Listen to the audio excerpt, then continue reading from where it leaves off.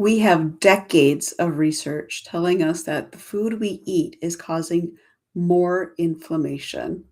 And if you suffer from chronic pain, do you know the impact that's having on your pain levels? My name is Amy. I am a food educator, speaker, and author of The Hidden Consumer, Uncovering the Power of Health Conscious Buyers. And I'm going to walk you through a little bit of my own personal journey. And then I'm going to wrap it up with some coffee and tea chat as well, because, it all comes back together. Um, so, in all the research I did, trying to figure out my own issues, why I was having so many reactions to food and food that everyone is saying, oh, it's fine. There's nothing wrong with it. It's just, it's all BS. It's all BS. I could figure out exactly what was going wrong with me, and it just blew people's minds, and they didn't want to accept it. But out of all that, of trying to figure out what was going on with me, I realized that once I figured out food was a problem, it reduced my inflammation. And when reduced my body's inflammation, it reduced my pain levels. I'm talking, I went from 7 levels of around 7 down to like 2 or 3. So for me, it was a major issue. One of my one of my syndromes is complex regional pain syndrome. I have type 1, so I don't have a nerve that has physical damage to it, but my nervous system does not work the way it's supposed to. So, in that case, this is a problem that increases inflammation. It makes your body think that you're constantly in pain, so the brain is constantly sending signals to that affected limb to constantly swell the limb, protect the limb at all costs. And that's where inflammation comes in. Now, because of the food I was eating, my body was already in one of those states where it was really inflamed. Inflammation was being sent everywhere. I was extremely bloated. It was just kind of gross. And I didn't realize how much of what I was eating wasn't necessarily stored calories per se, as much as it really was my body was just really inflamed because it didn't know how to deal with the food I was eating. And then being someone with multiple chronic pain issues really intensified that because the inflammation from the food increased pressure on those affected limbs, which then told the body I was in pain. So it sent more inflammation. Doesn't work well. It really doesn't. But that's how our bodies operate. At least it does in mine. So one of the things I had to figure out quickly were what was causing that. And for me, it was a food connection. But how does this relate back to coffee, you ask? Really easy. I was having a conversation with my friend, and she reminded me when we first met, we got together at this great hotel and we were going to have coffee together. And she looked at me and she's with a shocked look on her face when I was talking to the waiter. Because I'm like, I need to know what brand of coffee you sell. And he happened to say it's Starbucks. I'm like, okay, nope, do not serve me Starbucks coffee, which is common with people who have food sensitivities. I might have been overly dramatic and said, that could potentially kill me. Starbucks is a basic, like you could put any major brand in its place. Like it's not just, but Starbucks was who they were serving at that hotel, which I can't drink. So just know that. But within these coffees, there are different additives.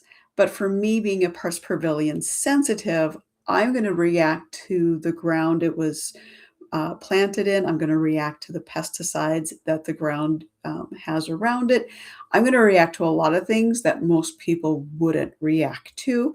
And because major brands, not just that one, but major brands do industrial side farming where it's synthetic fertilizers, synthetic pesticides being used, I can't use any product like that.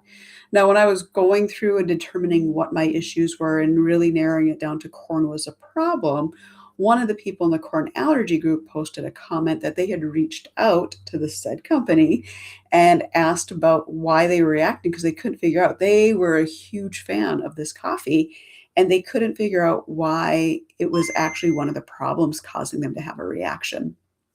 And at that time, and remember this is around a decade ago, yeah, over maybe a decade ago, they because they were drinking decaf.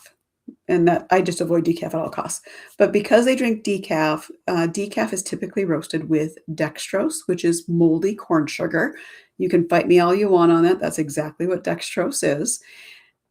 The problem is at that time they weren't cleaning the belt conveyor belts afterwards. So the last time I drank their coffee, I ended up so ill, I couldn't drink any coffee for a good 6 months because of the damage it did to my stomach.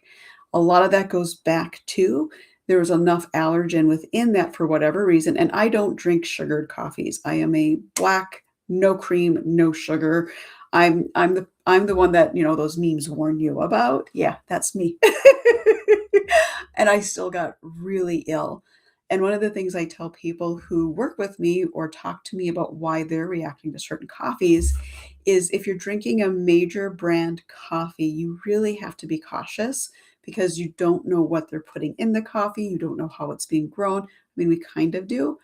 If you want to keep coffee like I did, coffee, wine, and tea were three things I really did not want to give up. But I had to go 2 years without coffee until I figured out what was going on and what made it safe for me.